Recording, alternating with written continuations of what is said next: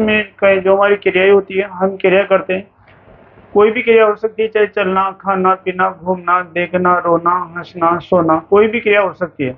उन क्रियाओं की विशेषता बताई जाती है। ये शब्द से हमारे को पता चल रहा है।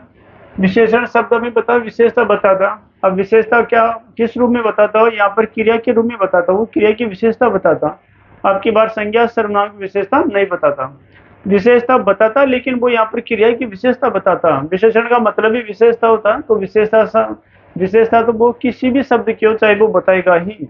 लेकिन यहाँ पर हम क्रिया विशेषण अव्यय पढ़ रहे हैं, तो वो अव्यय शब्द या अविकारी शब्द जो क्रिया की विशेषता बताते हैं, क्रिया के होने की विशेषता, की क्रिया कौन से तरीके से, किस रीति से, किस प्रकार से क्रिया संपन्न हो रही है। तो यहाँ पर हम देख सकते हैं क्रिया की विशेषता बताना, बिल्कुल ये यही बताएगा। पहले शब्द आ रहा है क्रिया की विशेषता बताना, वे अविकारी या अव्यय शब्द जो क्रिया की विशेषता बताते हैं। ये इधर से तो वो क्या कहलाते हैं, इसके ऊपर ये बताते हैं। देखो उदाहरण, आप कब आए, यहाँ पर जो क्रिया की विशेषता बताई जा रही है वो समय के हिसाब से बताई जा रही है विद्यार्थियों। ये शब्द ऐसे होते हैं, अव्यय शब्द हमारे सामने, ये अव्यय शब्द ही है। ये कब शब्द जो है यहाँ पर अव्यय शब्द है। इस शब्द का रूप परिवर्तन कभी नहीं हो पाएगा, ये शब्द ऐसा ऐसा ही रहेगा। तो आप कब आए, अब आने की मतलब कब, समय ज्ञान करवा रहा वो हमारे को, समय के हिसाब से बता रहा वो। ये दूसरा देख लीजिए, रमा तेज दौड़ती है, रमा दौड़ती भी है, ठीक है, ये भी तो सही है। कब रमा तेज दौड़ती है, लेकिन जो उसकी क्रिया है ना दौड़ने की, वो उसका जो तरीका वो तेज है यहाँ पर, या धीरे धीरे भी हो सकता है, या मंद मंद भी हो सकता है। तो ये हमारे को एक क्रिया के संपन्न होने के बारे में ज्ञान करवाती है अव्यय शब्द जो होते हैं। उसी प्रकार राम धीरे धीरे चलता है, ये सब क्या जो क्रियाएं हो रही है वो तरीका इनका किस तरीके से वो चलते हैं। राम अवश्य आएगा, अवश्य आएगा। अब यहाँ पर एक निश्चित होने का भाव है हमारे पास कि जो क्रिया होगी वो निश्चित है, अवश्य आएगा। तो विद्यार्थियों इन शब्दों, इन वाक्यों में ये जो शब्द है तेज, धीरे धीरे, ये शब्द अव्यय शब्द हमारे सामने या अविकारी शब्द है। तो ये सभी इस क्रिया की ही तो विशेषता बताते हैं।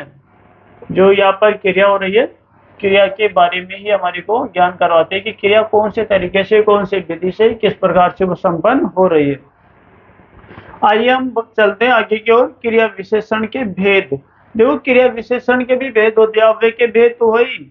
अव्यय के भेद जो हम पढ़े थे वो उनमें से प्रथम था क्रिया विशेषण अव्यय, जो 4 प्रकार के बड़े समुच्चय बोधक, उसी प्रकार संबंध बोधक अव्यय वगैरह, और ये क्रिया विशेषण अव्यय, जो उनमें चारों में पहला प्रकार था, ये हम पढ़ रहे हैं। इसके भी प्रकार होते विद्यार्थियों, ध्यान रखिए।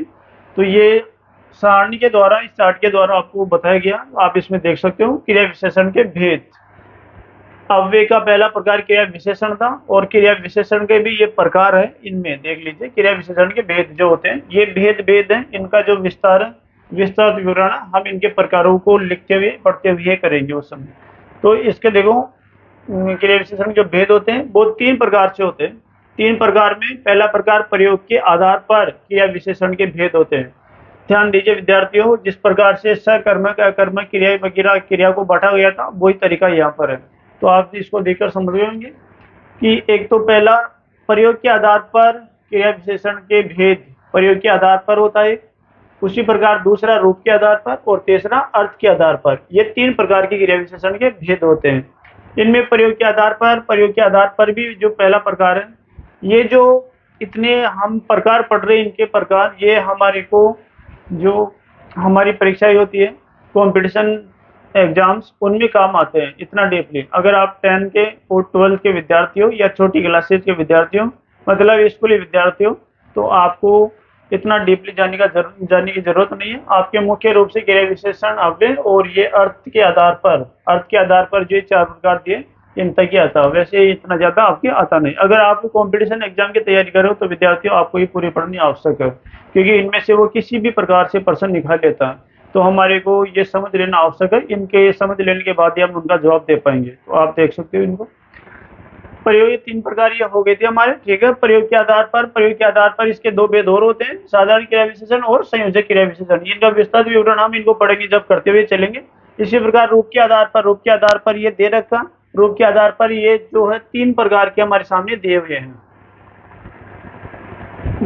3 प्रकार के हमारे सामने दिए हैं। देखो, मूल क्रिया विशेषण, योगी क्रिया विशेषण और कारण या स्थानीय क्रिया विशेषण।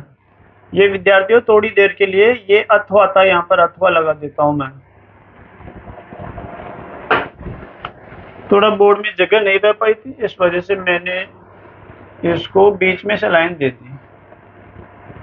तो ये अथवा का चिन्ह था, कारण अथवा, कारण या, अथवा नहीं, कारण या स्थानीय क्रिया विशेषण, ये ऐसे था, कारण या स्थानीय क्रिया विशेषण। तो ये थे स्वरूप के आधार पर। बात करें हम अर्थ के आधार पर जो क्रिया विशेषण, ये सबसे मुख्य भाग है इसका, और ये स्कूली विद्यार्थियों के लिए बहुत ही महत्वपूर्ण, और भी बाकी हम सबके लिए तो है ही।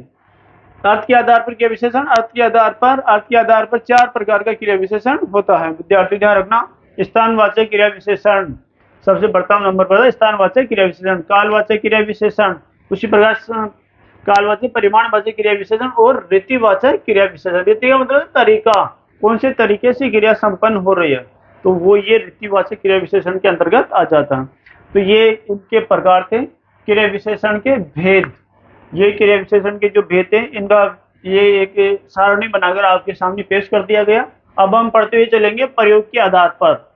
प्रयोग के आधार पर हम क्रिया विशेषण को हम पढ़ेंगे, उसके बाद रूप के आधार पर पढ़ेंगे और अर्थ के आधार पर बाद में पढ़ेंगे। देखो, प्रयोग